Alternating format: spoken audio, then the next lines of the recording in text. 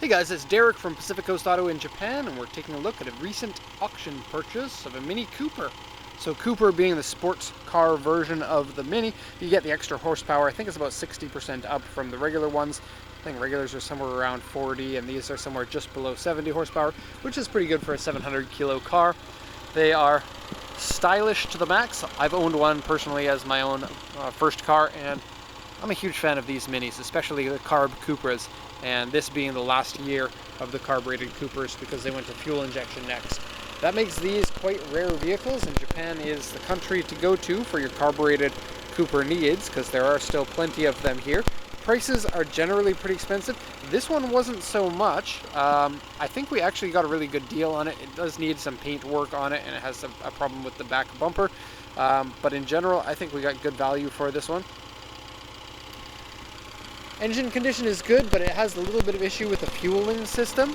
So when the engine's cold, it likes to stall. Looks like, judging by the fact that the tires are in really good shape despite being fairly old. They're an 8-year-old tire. Ooh, my Land Cruiser.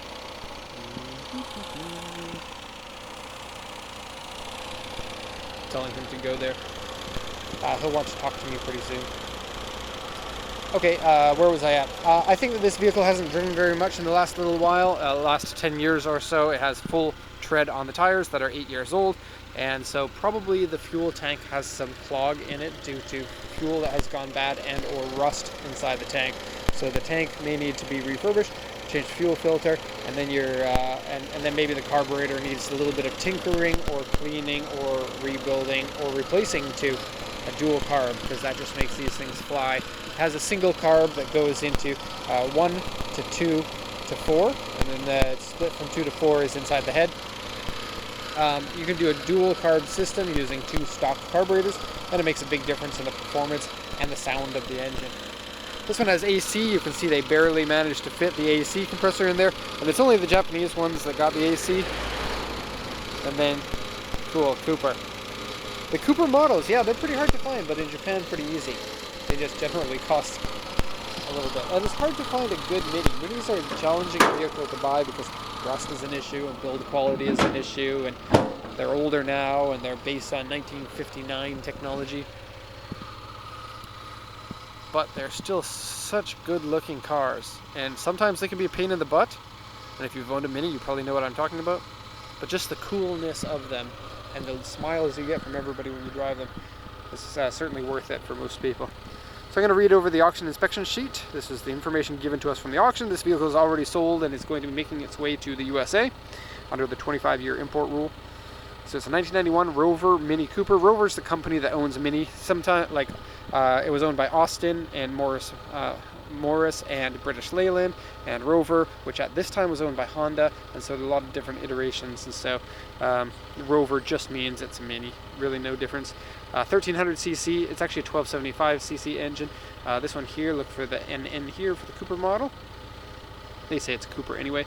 Auction grade 3, interior C, 1 owner, Carb Cooper. They mentioned it's a Carb Cooper because the carbureted ones tend to have extra value. It's an old car with a 5-digit odometer, so the mileage can't be guaranteed, but the odometer shows 23,969 kilometers on it. I can't really tell if that's accurate or not because Minis don't show their wear very well, because it's very common to replace things. It's also very common to not drive one of these, so this could very well be an accurate odometer reading. I don't know. Dashboard crack. Headliner is dirty and comes down. Actually, the headliner doesn't come down, but the back liners do, but they're easy to replace. Parts for the Minis are always really easy to find, so if you're looking for a car to restore as a first ever project car, the Mini is a very good one to go with. Steering wheel and seat wear, exterior paint fade and paint peeling, probably one of the worst problems with the car. Underside has some scratches, dents, and light surface rust. Rear panel is dented. That's another problem. You can see here AU3 means a pretty serious dent in the back, but the body is otherwise very close to perfect except for the paint. And then the what does this say? I'm sorry, I can't read that. If you're the owner of the car, please check what that translation says. It says something is unknown. I don't know what it means though. Okay, I'm gonna go possibly sign some paperwork. Sumimasen. Sign desu ka? はい、すみません。はい。ごめんなさい。遅くなりまして。ああ、No problem. はい、すいません。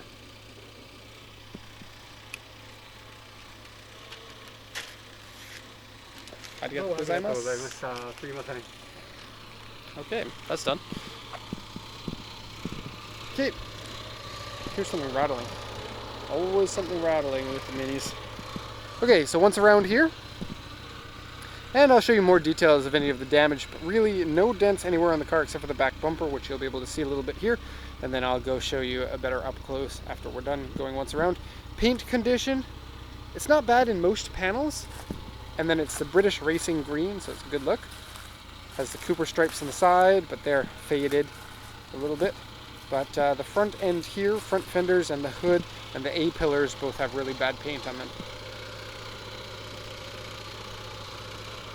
Okay, and then, yeah. Really great looking car, love it. So, peeling paint, you can see right down here, quite a bit.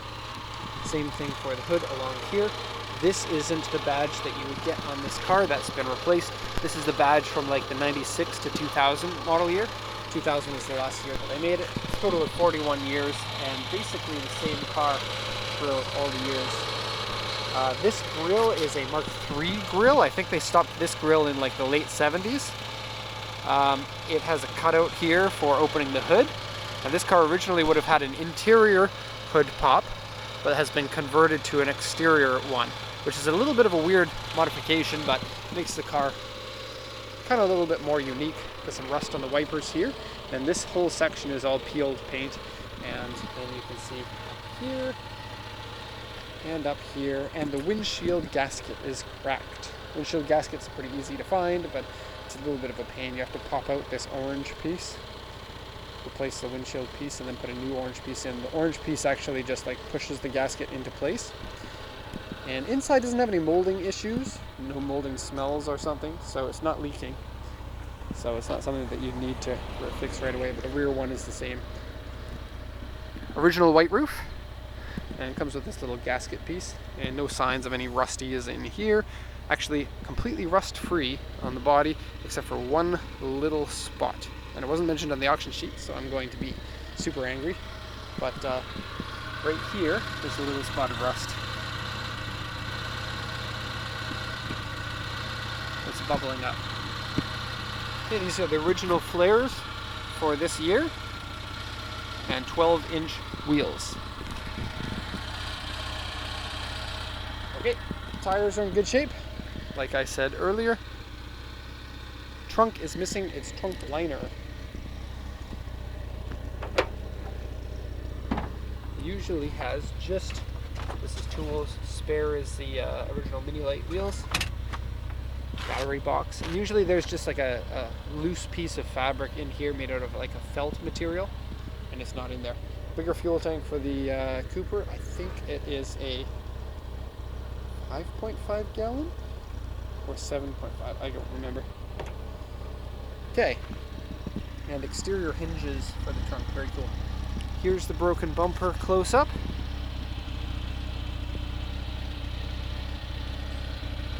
So you can see that it's bent, and also the part that it mounts on is bent down.